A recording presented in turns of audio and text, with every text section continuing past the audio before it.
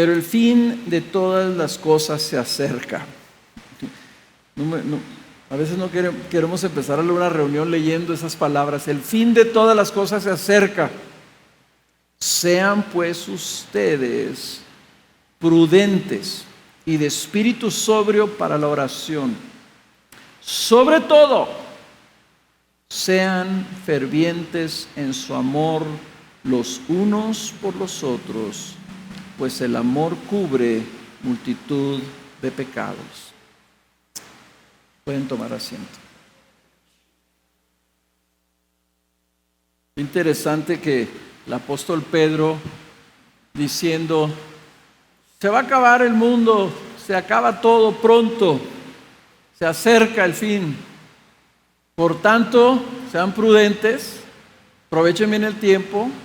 Como dijo anteriormente, la noche se acerca, hay que aprovechar el tiempo correctamente. Perseveren en oración, de una manera sobria, oren, que lo acabamos de hacer. Y lo dice, pero sobre todo, sean fervientes en su amor los unos por los otros. Sean fervientes por su amor, en su amor, los unos por los otros. Pudiendo predicar muchísimas cosas, hermanos, escogí el tema del amor para venir y exhortarlos y alentarlos en ello.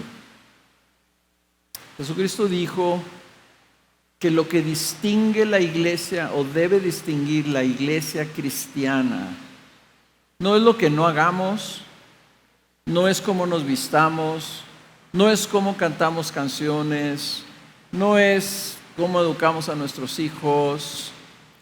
Lo que distingue y debe distinguir a la iglesia es el amor que tengamos por nuestro prójimo y los unos por los otros. Él no lo dejó como un mandamiento y dijo, les voy a dar un mandamiento nuevo, que se amen los unos a los otros.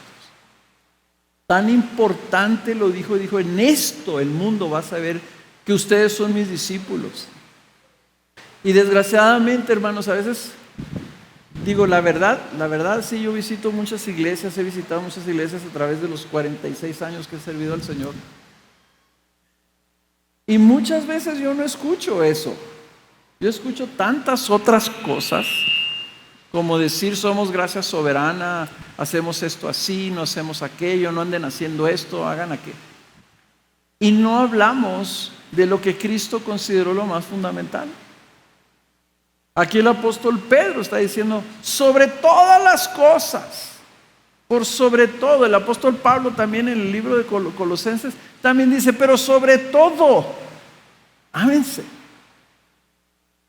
Y creo que muchas veces nuestros discipulados, nuestras instrucciones en la iglesia, nuestras consejerías matrimoniales, nuestras consejerías a los jóvenes, no tenemos esto como la más primera prioridad. Por sobre todas las cosas, puedes ser un greñudo, no bañarte, mal hablado a lo mejor, con gruñón, pero si tú amas, la gente va a saber que tú eres de Cristo por el amor que vea en tu vida.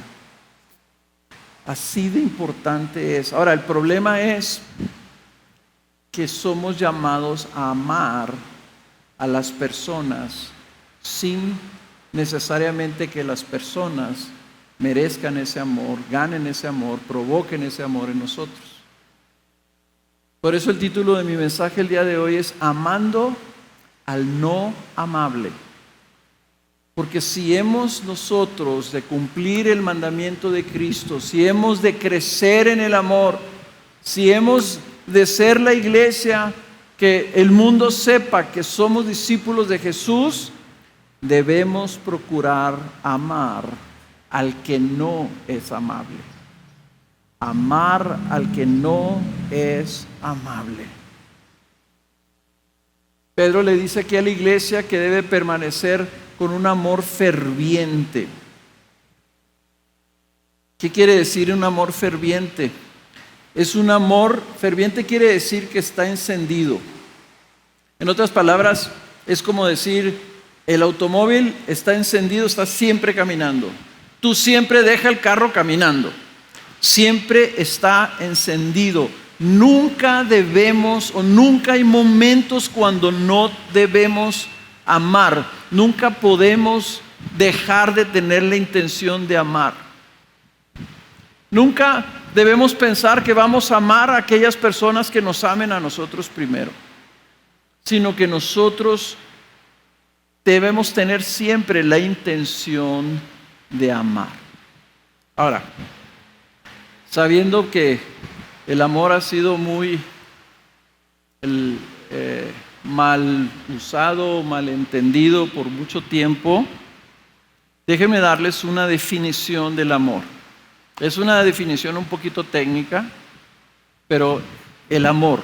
¿Cuál es el amor del que estoy hablando? El amor como Dios nos ama a nosotros. Él dice, en esto van a conocer el amor.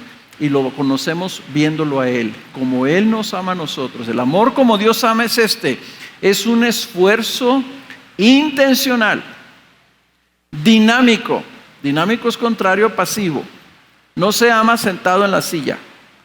Un esfuerzo intencional, dinámico, creativo, que nos lleva a buscar el bienestar de los demás de una manera voluntaria y sacrificial, sin esperar nada a cambio y sin que los demás lo merezcan. Les dije que iba a ser una definición así medio técnica, medio larga. Pero lo que está diciendo esta definición, que es la definición que usamos nosotros para definir el amor, no viene de nosotros. Creo que fue Nancy Ley o alguien así que dio una definición similar. El amor de Dios, el amor verdadero, es un amor que empieza con una intencionalidad permanente, que es creativo porque está buscando cómo expresarse, y es dinámico porque te lleva a hacer algo. El amor es hacer algo. No es un sentimiento que, ay, yo cómo quiero al pastor.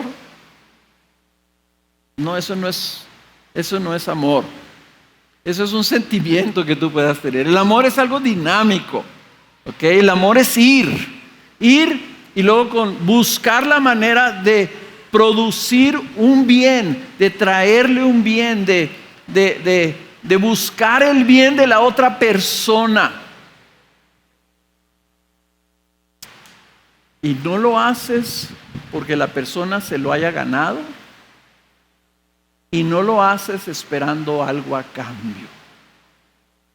Si tú buscas servir a tu esposa y dices, la voy a ayudar a mi esposa, voy a venir y llegar del trabajo y la voy a ayudar, ¿cómo estás, mi amor? Mira, te quiero ayudar, te amo mucho, y ay, gracias.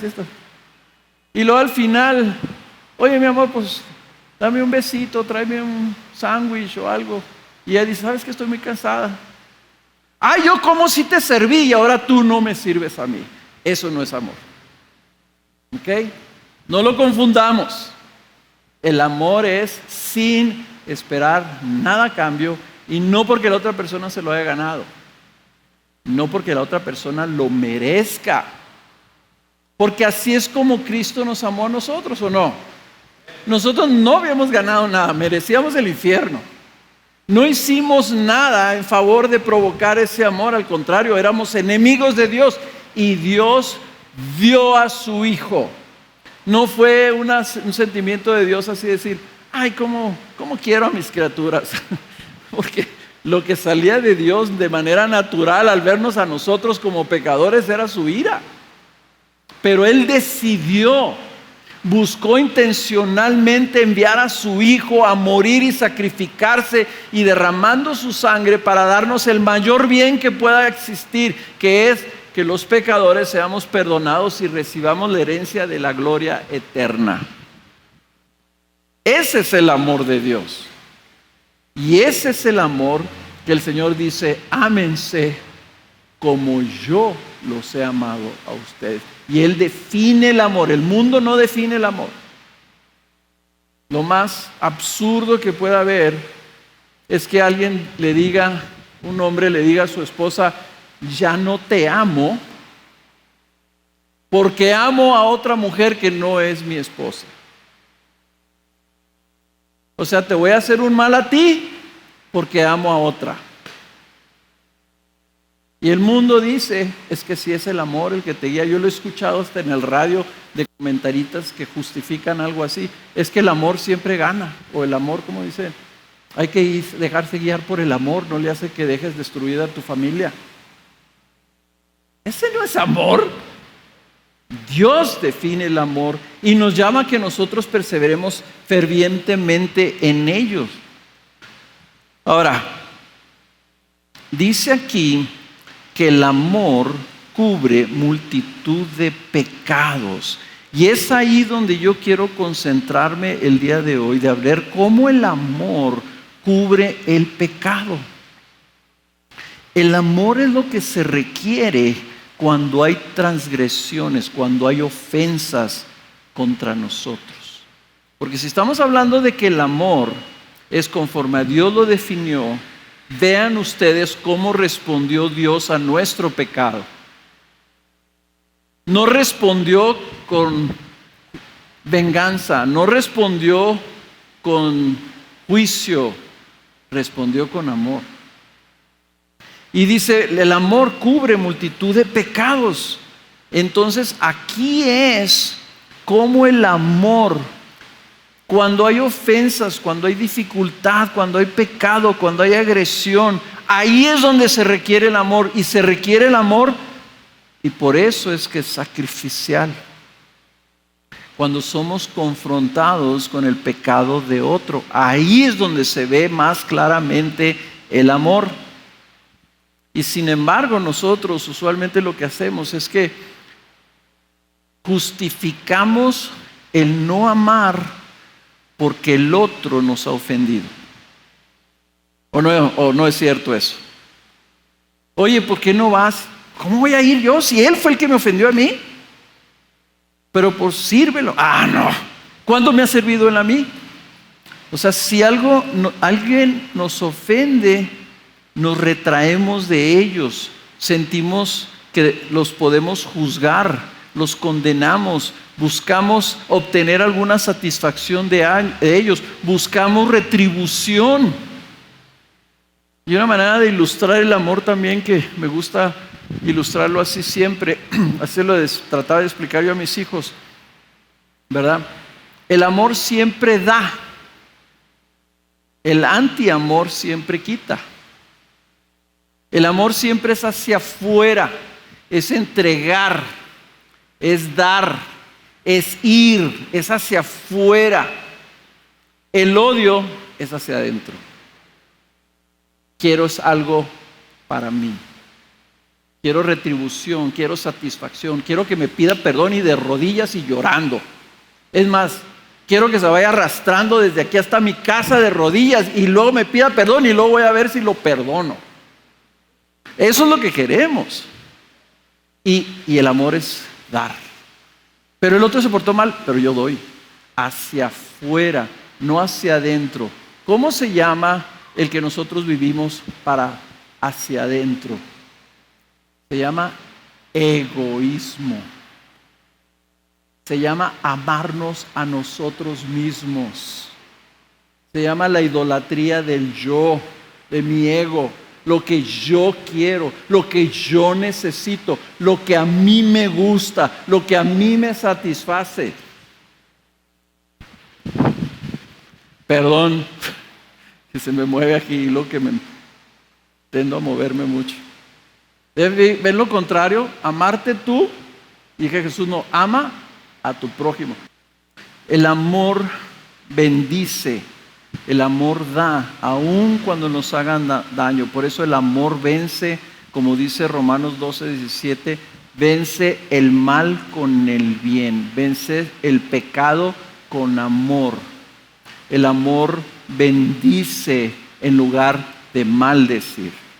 La maldición es desearle mal a otro, la bendición es buscar el bien de otro. El amor siempre bendice.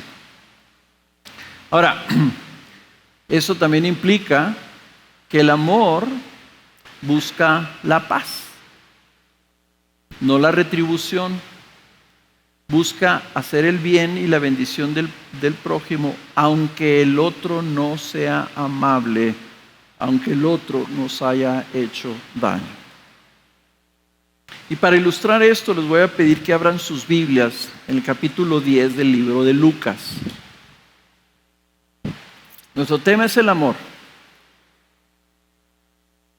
al prójimo. Y Jesús lo ilustró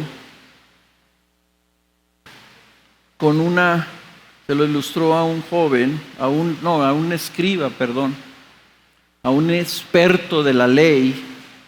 En Lucas capítulo 10 dice que llegó un intérprete de la ley y se levanta delante de Jesús y lo quiere poner a prueba y le hace esta pregunta: maestro, le dice, versículo 25, ¿qué haré para heredar la vida eterna? Y Jesús le dijo, ¿qué es lo que te dice la ley? Como él era un experto en la ley, era en la ley de la Biblia, le dice, ¿qué te dice la ley? Y esta es la manera que le contesta el experto de la ley judío.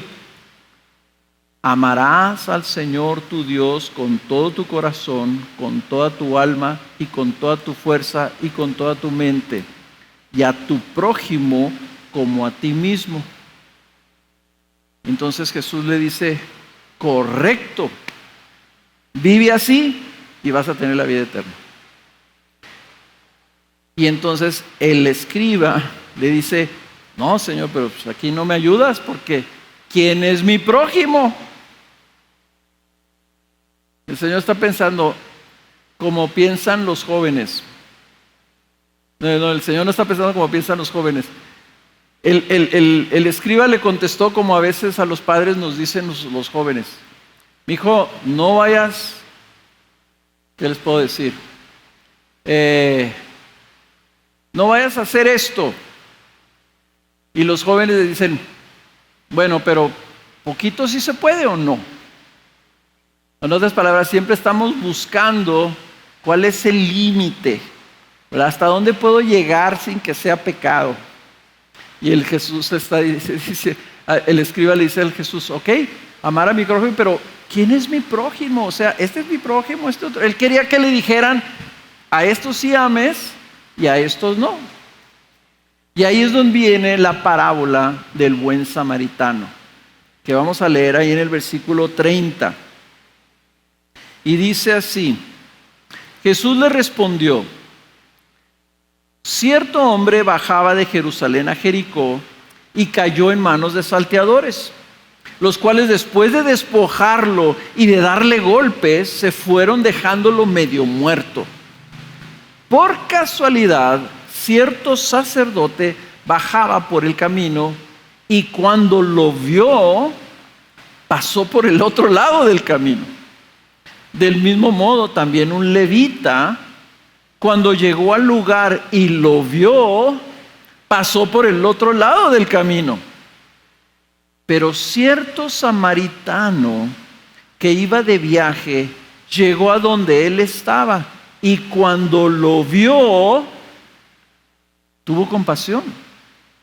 Acercándose, le vendó sus heridas, derramando aceite y vino sobre ellas y poniéndolo sobre su propia cabalgadura, lo llevó a un mesón y lo cuidó. Al día siguiente, sacando 2 denarios, se los dio al mesonero y le dijo, cuídelo y todo lo demás que gaste cuando yo regrese se lo pagaré. ¿Cuál de estos 3 piensas tú que demostró ser prójimo del que cayó en manos de los salteadores? Y el intérprete de la ley respondió, el que tuvo misericordia de él. Y entonces el Señor le dice, ve y haz tú lo mismo, le dijo Jesús. ¿Quién es mi prójimo?, le dijo el escriba. Y el Señor le contesta, pero no le contestó la pregunta porque era la pregunta equivocada. Le cuenta esta historia. Hay 4 personajes aquí. Uno es el hombre que venía, que lo asaltan, probablemente un judío, lo asaltan y lo dejan malherido en la calle. Luego, el segundo personaje es un sacerdote, dice. O sea, uno que servía en el templo y le ofrecía, los sacerdotes eran los que ofrecían los sacrificios al Señor, era la posición más sagrada que había en Israel. Y dice que lo ve. Aquí la cosa es que no podían clamar demencia, ¿verdad? Lo vio al punto que hizo lo que a veces algunos de nosotros hemos hecho. Ves a alguien que está pidiendo algo ahí en la banqueta y luego mejor cruzas la calle y te vas por la otra banqueta para que no te pidan a ti. Tercer personaje es un levita. La tribu de los levitas, los hijos del hijo de Israel, que se llamaba Leví, el Señor los designó para que ellos no se dedicaran a nada más que a servir en el templo. Ellos eran los que lavaban las cosas, ellos los que recibían los animales, ellos los que cuidaban los utensilios, los que encendían el fuego, los que estaban ahí en el templo viviendo para servir al sacerdote. Este otro señor también lo vio, cruzó la calle y cruzó por el otro lado. Y el cuarto personaje es un samaritano. Tenemos que entender que eran los samaritanos. Los samaritanos eran despreciados, odiados por los judíos. Por varias razones, pero principalmente porque eran una raza impura. Cuando Asiria conquistó el norte de Israel, ¿verdad?, donde estaba la capital, que era Samaria, se llevó a los judíos, y al llevarse a los judíos se llenó ahí de gente. Ellos, los asirios, trajeron gente de otros países para que habitaran en esa ciudad, y los judíos que se quedaron ahí se cruzaron con estos pueblos. Entonces eran una raza impura para los judíos. Era así como que ustedes traicionaron al Señor porque se casaron con otras gentes de otras religiones. La segunda razón es que cuando se separó el reino entre el norte y el sur, el hijo de Salomón se quedó en Judea en el sur, y hubo otro rey. Ese rey en el norte se hizo un templo falso, un templo ahí pues que no estaba, no era, era un pseudo templo, ¿verdad? Contrató ella sacerdotes y les puso para que se hiciera y se rindiera culto al Señor allá en Samaria. Entonces eran considerados herejes los samaritanos por los judíos. Cuando un judío veía a un samaritano, ¿qué creen que hacía? Cruzaba la banqueta, cruzaba la calle y se iba por el otro lado para evitar ver o tocar al samaritano. Lo mismo que hicieron los sacerdotes, el sacerdote y el levita. Pero el Señor usa este individuo odiado para demostrarle al intérprete de la ley quién era el prójimo, y lo pone a él obrando de una manera diferente. Básicamente el samaritano amó al judío golpeado, y lo hizo con 8 acciones. Cuando yo les digo que el amor no es un sentimiento, 8 acciones específicas que hizo, ¿verdad? Vio al herido, y no nomás lo vio, sino luego, ¿qué hizo? Número 1, tuvo compasión. Compasión significa que tuvo un corazón tierno hacia el necesitado. No le importó que era judío, no preguntó si era judío, no se fijó cómo estaba vestido, tuvo compasión de él. Número 2, se acercó, fue hacia donde él estaba, tomó pasos hacia él sin saber qué esperar. Es muy común que cuando tú te encuentras una persona tirada y tú quieres acercarte, que alguien te diga, no, cuidado, porque no sabes qué va a hacer. No va a ser que te saque una pistola. Oye, pues está tirado, está sangrando. No, y si tiene chinches o si tiene pulgas. O sea, no lo toques. No, él se acercó sin preocuparse por esas cosas, ¿verdad? Tomó pasos. Tercero, lo vendó, lo curó, usó de lo suyo para curarlo. Lo puso en su caballo, lo cargó, lo subió. Algunos de ustedes piensen nomás, cargar a una persona tú solo para subirlo arriba de un caballo. Este señor, ¿cómo le hizo? No sé, pero lo puso en su caballo. Y obviamente al subirlo al caballo, él se despojó de su propia comodidad. Dijo, pues me voy a ir caminando, porque el herido iba en el caballo. Lo llevó a un mesón, lo cuidó junto a él toda la noche, estuvo pendiente de él, se desveló por cuidarlo. Y cuando el otro se quejaba, yo no sé si le daba agüita o si estaba haciendo calor, le hacía aire, yo no sé, pero lo cuidó toda la noche. Al siguiente día lo encargó al mesonero. Buscó a alguien que lo cuidara cuando él se tenía que ir. Y por último, se comprometió a pagar todos los gastos extras. Díganme ustedes, ese tipo que estaba ahí tirado, ¿había hecho algo para merecer esto? Lo más probable es que ese tipo que estaba ahí había maltratado a samaritanos. Lo más probable es que el herido odiaba y no se hubiera atrevido nunca a tocar a un samaritano. Esto que hizo el samaritano lo hizo para ganar algo.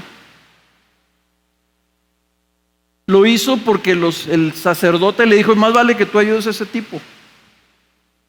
Fue completamente voluntario, fue intencional, fue sacrificial. El Señor está hablando del amor cuando le está queriendo explicar a este intérprete, ¿y quién es mi prójimo? Como para, ¿a quién es el que debo de amar? El Señor le está diciendo no solamente a quién, se lo está diciendo cómo. Fue ferviente en su amor. Pagó un precio para servirlo y para cuidarlo. Y cuando el Señor le pregunta al intérprete, ¿quién demostró ser el prójimo? No, Señor, yo no te pregunté quién demostró ser el prójimo, yo te dije, ¿quién es mi prójimo? ¿A quién debo yo amar? Y el Señor le está diciendo, es que estás haciendo la pregunta incorrecta, porque a ti no te debe importar a quién. Tú debes demostrar compasión y buscar el bien de los demás sin que tú estés preguntando si lo merece, si no lo merece, si es digno o si es indigno o quien sea. Y entonces aquí el Señor, al estar haciendo referencia a su propio amor, nos está diciendo nosotros, si queremos vivir como Jesús nos enseñó, si queremos cumplir la ley de Cristo, el gran mandamiento, el mandamiento nuevo de amar a nuestro prójimo, hermanos, no podemos no amar a los que no son amables.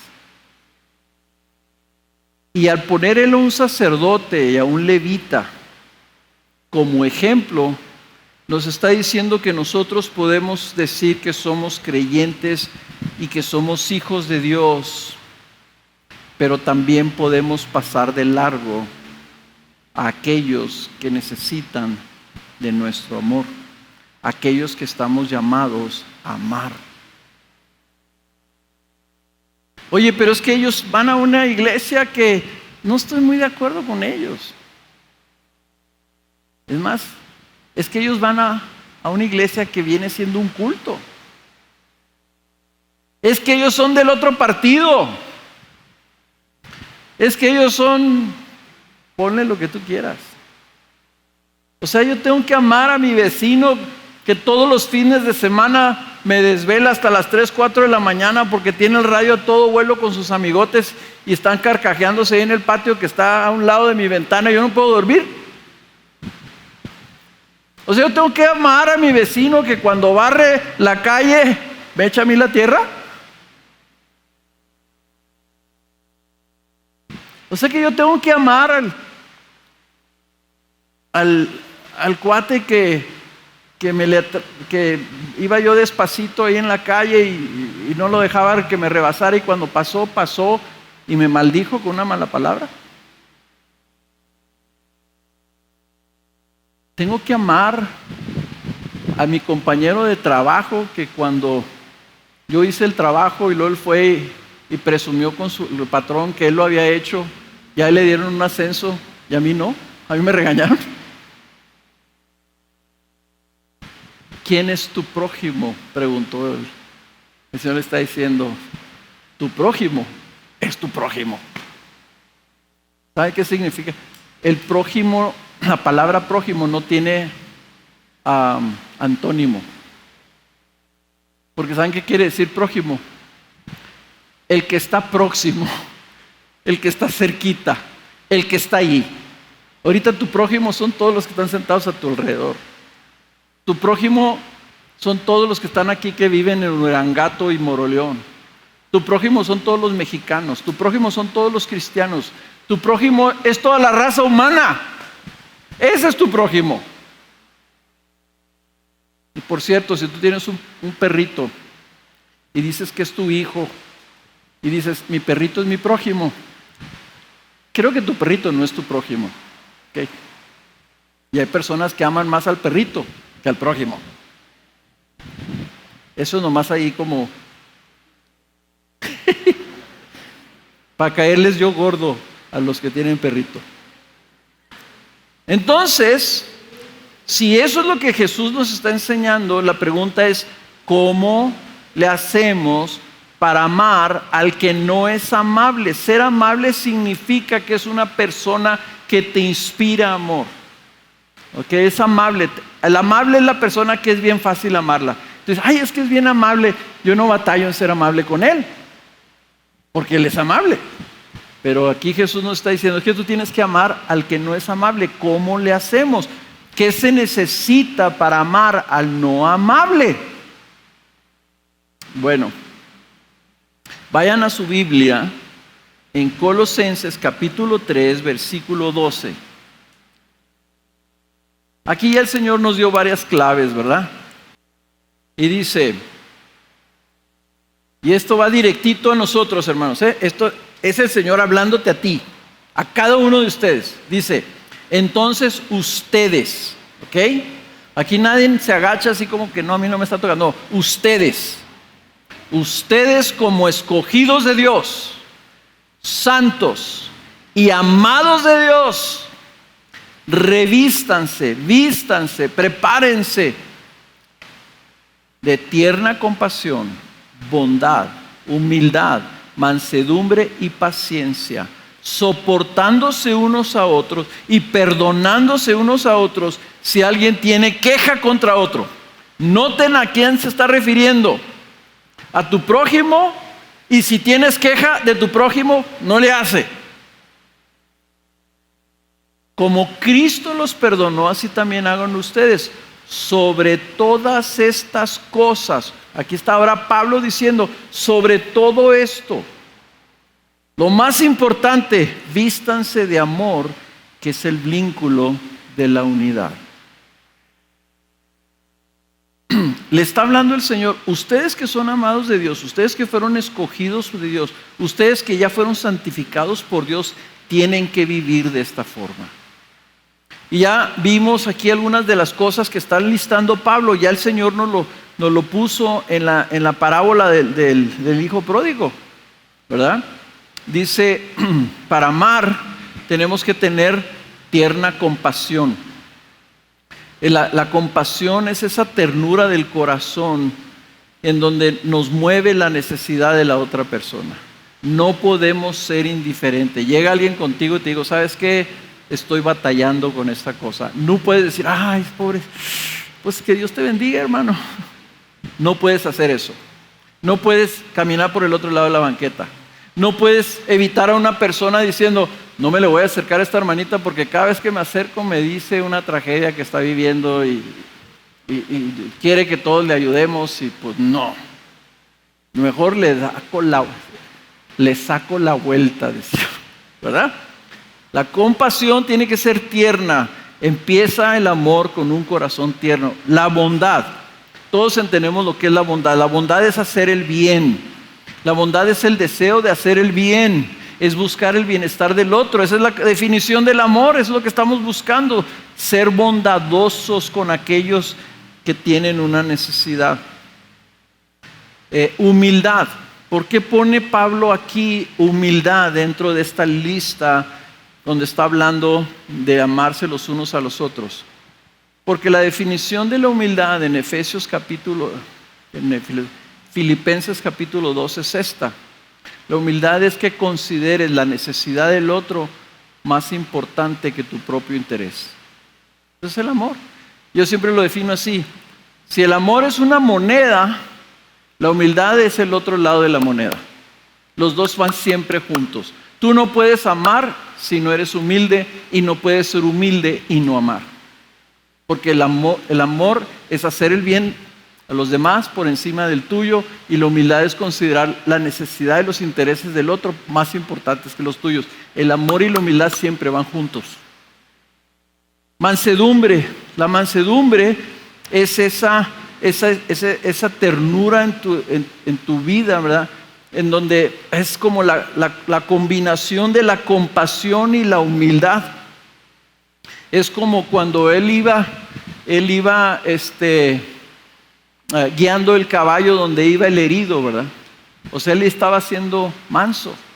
Cada vez que en la noche le estaba diciendo, cada vez que él se quejaba, y él pacientemente se levantaba, le daba agua o le ponía un trapito mojado, ¿verdad? Como en las películas.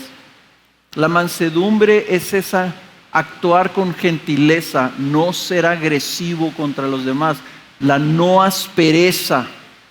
Él no reaccionó cuando vio que era un judío, ¿verdad?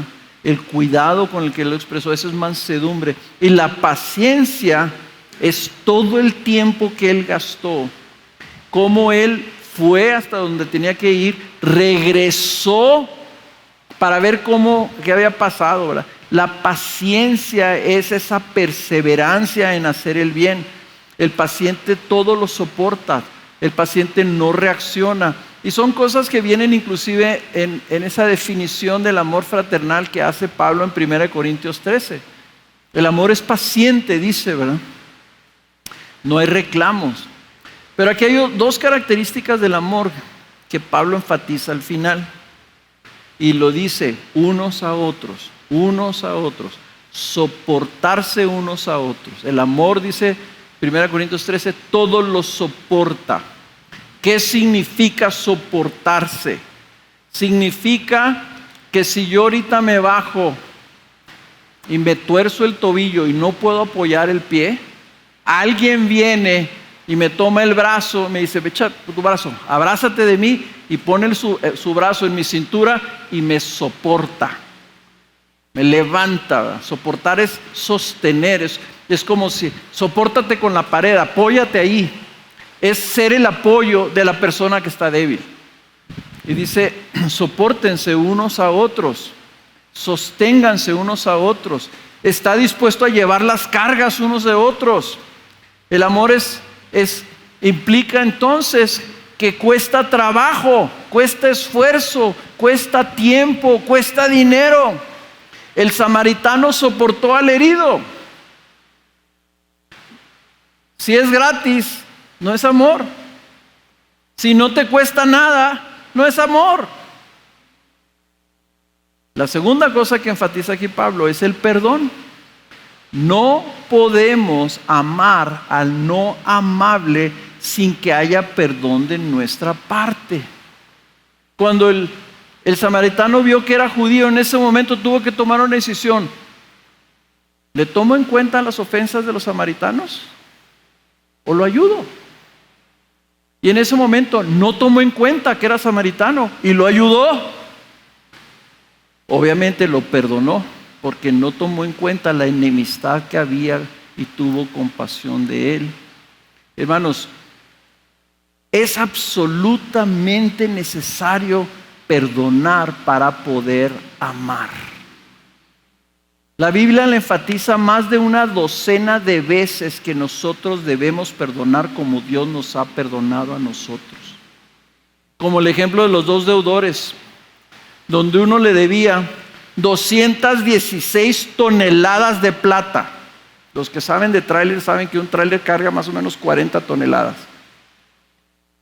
¿Cuántos serían 216? ¿Cuántos trailers haría? 5 trailers. 5 trailers llenos de plata. Equivale más o menos a 175 millones de dólares. Y el Señor se los perdona. Y luego ese cuate tenía otro cuate que le debía 20,000 pesos.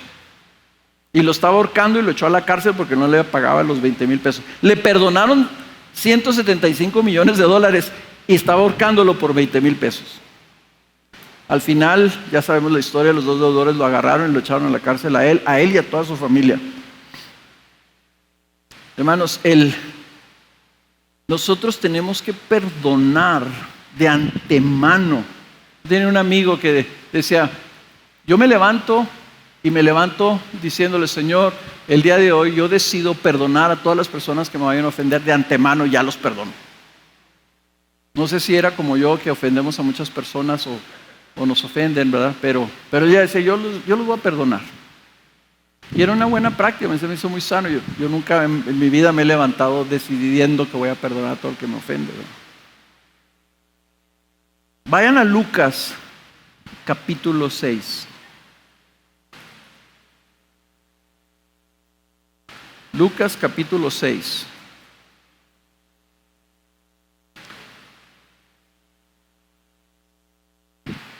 Este es uno de mis pasajes favoritos en la Biblia. Me encanta, porque el Señor nos hace garras. Lucas capítulo 6, versículo 27. Y voy a leer hasta al 36.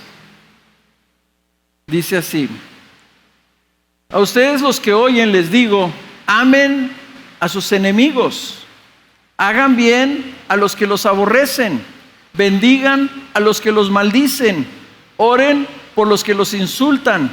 Al que te hiere en la mejilla, preséntale también la otra. Y al que te quita la capa, no le niegues tampoco la túnica. A todo el que pida, dale. Y al que te quite lo que es tuyo, no se lo reclames. Y así como quieran que los hombres les hagan a ustedes, hagan con ellos de la misma manera. Si aman a los que aman, ¿qué mérito tienen? Porque también los pecadores aman a los que los aman.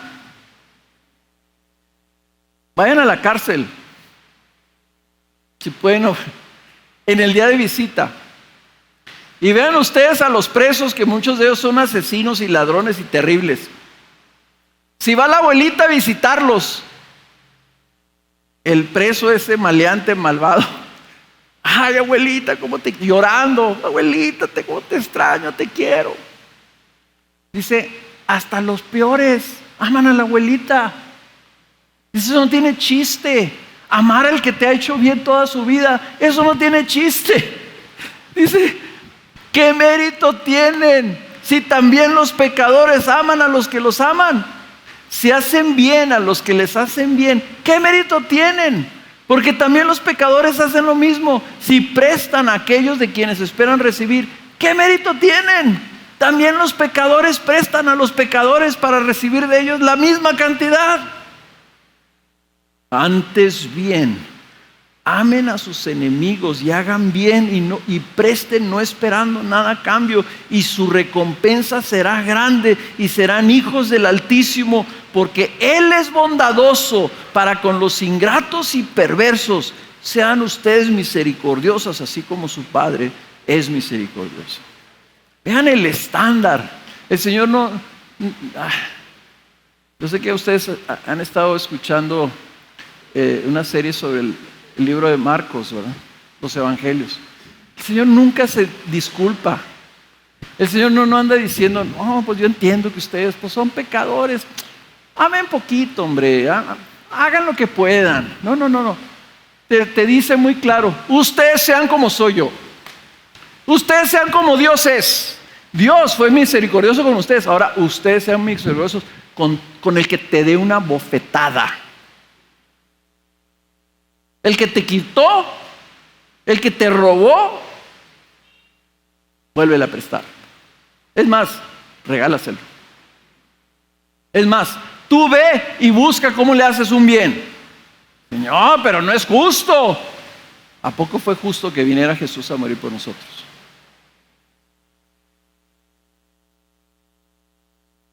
El Señor nos hace garras porque su estándar es su ley. Y no necesitamos nosotros ver en el Antiguo Testamento, nomás simple y sencillamente cumple este mandamiento: ama a tu prójimo como Dios te ama a ti. Y el problema, hermanos, no es que estamos... Miren, yo no batallo en hacerle un bien a mis vecinos. Yo he tenido vecinos, yo tenía una vecina que era neurótica, ¿ok? Y nos echaba peste la señora. Híjole, o sea, era malcriada. De esas que van y te tocan la puerta de la casa. Oiga usted que no sé qué, que las hojas de su árbol cayeron en mi jardín. Vayan a limpiarlas. Así. Y no era difícil para nosotros buscar hacer un bien para ella. Pero que mi señora me haga una mala cara. Y no es que me haga una cara, estoy haciendo una suposición. ¿Ok? Pero supónganse que un día anda de malas y me hace una mala cara o me responde así como cortante, ¿verdad? Y luego me pide algo. ¿Qué sale de mi corazón? Ahora sí, ¿verdad? ¿Por qué? Porque es más fácil perdonar a un vecino que a tu hijo, o que tu esposo o tu esposa. Porque es más fácil perdonar a un extraño que perdonar a tus padres. ¿Saben por qué? Porque esperamos algo de ellos y no esperamos nada de los vecinos. Esperamos algo a cambio, esperamos que nos amen. Y los vecinos no solamente no esperamos, no nos importa si nos aman o no. El amar al no amable, hermanos, donde debemos empezar a aplicarlos es en nuestra propia casa. Es amar incondicionalmente. He escuchado yo de madres que no le hablan a los hijos porque se portaron mal los hijos. Y le están aplicando la ley de hielo al hijo para que aprenda.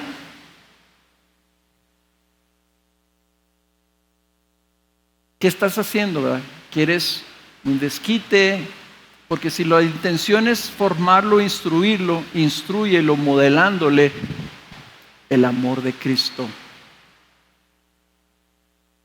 No le instruyas haciendo exactamente lo que tú no quieres que él haga con otras personas, o con su futura esposa, o con sus compañeros. Buscar venganza, buscar reprimir con retribución. No me hiciste caso, ahora no te voy a dar de comer. Arréglatelas como puedas. No me hiciste caso, vete a pie a la escuela para que aprendas. ¿Qué dirían nuestros hijos si nosotros, no me hiciste caso, pero te amo, aunque seas un tremendo? Véngase, le voy a dar su desayuno y lo voy a llevar a la escuela. Y el hijo va a decir, no, bien suave, yo no le hago caso a mi mamá y ella de todas maneras me ama. Eso pensamos. Si yo lo amo, si yo perdono a mi esposo, si yo sirvo a mi esposa aunque ella no me haga caso, lo que sea, entonces ella va a seguir haciendo eso. En algunos de los textos que hemos leído nosotros, Algo menciona Jesús de que amemos solamente cuando estemos seguros de que vamos a recibir a cambio algo. El amor no espera recibir nada. Claro que tu hijo tú le debes de instruir, ¿verdad? Decir, hijo, mira, yo pudiera ahorita no darte desayunar, yo pudiera mandarte que te vayas a pie, yo pudiera ahorita no hablarte y darte la ley del hielo. Pero lo que tú necesitas es aprender obediencia. ¿Ok? Y esto es lo que yo quiero comunicarte. Pero yo no voy a dejar de amarte. Yo no voy a dejar de servirte. Y el yo recriminarte o yo darte una disciplina o yo corregirte es una expresión de mi amor. Y me duele tener que hacer estas cosas contigo porque te amo tanto. Y quiero amarte, quiero hacerte un bien, no hacerte un mal.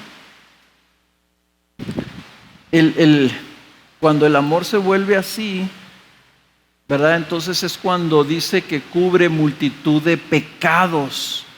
Porque en los proverbios, Salomón dice que el odio crea pleitos, rencillas, dice la Nueva Biblia de las Américas. Pero el amor cubre todas las transgresiones. En Proverbios 10:12.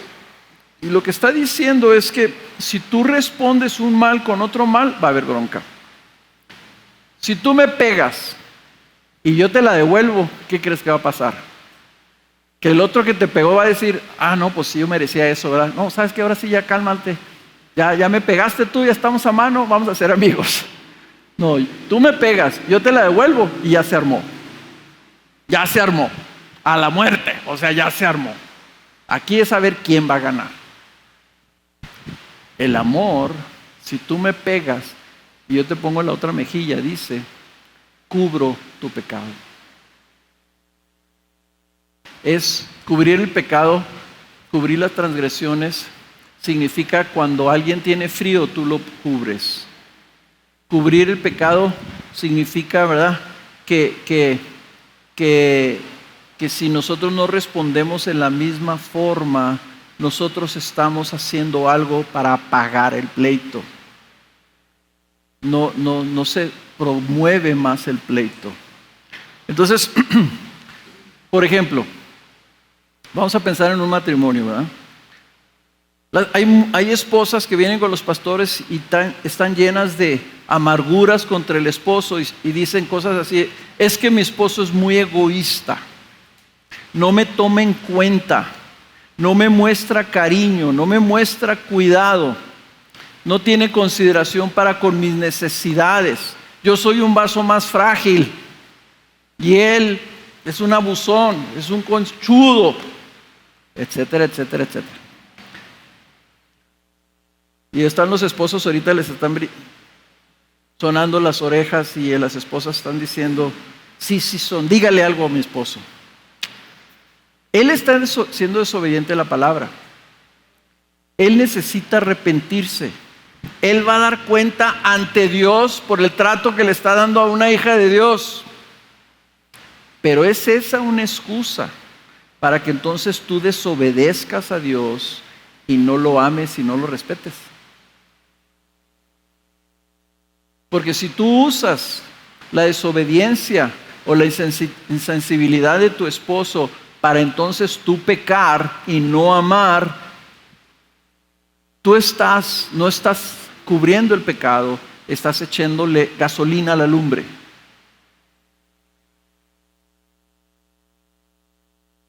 En 1 de Pedro dice que una esposa puede ser el instrumento para ganar a su esposo por medio de su conducta.